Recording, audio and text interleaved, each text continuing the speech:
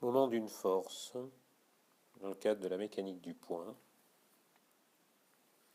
La question qui se pose ici, c'est pourquoi a-t-on besoin du concept de moment d'une force? On va le montrer en étudiant le cas d'une balançoire. D'un côté, on a une masse petit m, et de l'autre côté, on a un point grand M. La question est quelle force doit-on appliquer au point grand M pour maintenir cet équilibre? La balançoire en verre doit être horizontale à tout instant.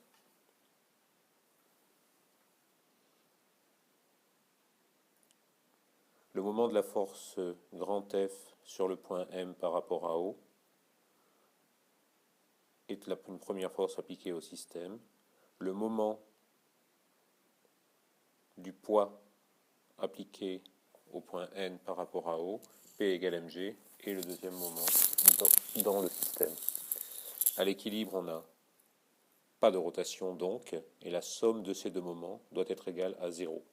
C'est à partir de là que nous pourrons déterminer la valeur de la force grand F. Quelle est la force grand F qui va permettre d'avoir somme de ces deux moments égale à 0. On rentre maintenant dans le détail. Il faut donc calculer le moment de la force F appliquée au point M par rapport au centre de rotation O, qui est égal à OM vectoriel F, et de même pour le poids appliqué au point N par rapport au point O, le moment de la force est égal à ON vectoriel P. Le vecteur OM est égal à LI, le vecteur ON est égal à moins LI, le vecteur P est égal à moins MGJ, avec ce système de coordonnées cartésiennes basé sur la base vectorielle IJ de vecteurs unitaires et orthogonaux. On continue le calcul, toujours dans le même système évidemment. La somme des deux moments doit être nulle pour que l'on soit à l'équilibre en rotation, et donc on doit avoir OM vectoriel F plus ON vectoriel P égale à 0. On rentre donc dans le calcul de cette égalité en remplaçant OM et ON par leur expression déterminée précédemment. Même chose pour F et P. On a donc LI vectoriel F plus, entre parenthèses, moins LI vectoriel moins MGJ, fermez la parenthèse, qui est égal à 0. L'expression de F peut toujours s'écrire comme une combinaison linéaire de I et de J, dans laquelle on a introduit la composante horizontale de la force F, Fx, et la composante perpendiculaire, la composante verticale de la force F, Fy. Avec cette définition de grand F, on obtient que LFYK plus LMGK est égal à 0, I vectoriel J est égal à K, IJ et K constituent un triade orthonormé direct.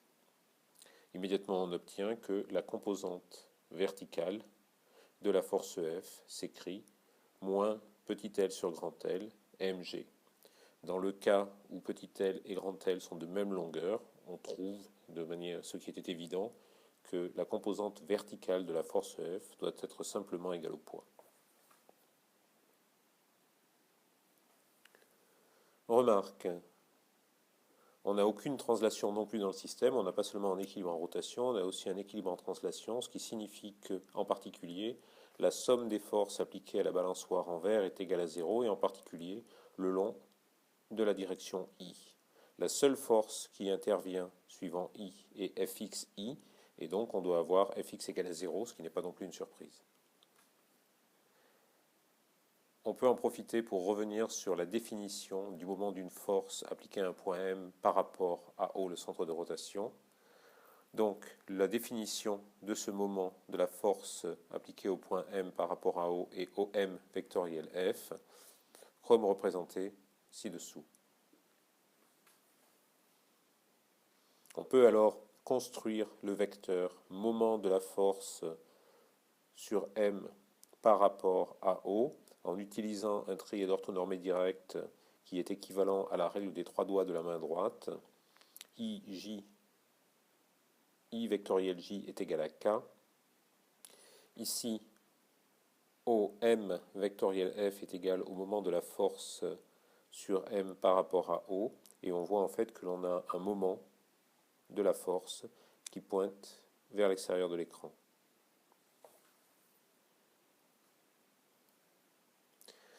À l'équilibre, donc, là, on n'a pas de rotation et pas de translation. Pas de rotation signifie que la somme des moments des forces est égale à 0. Pas de translation signifie que la somme des forces extérieures sur le système est égale à 0 aussi.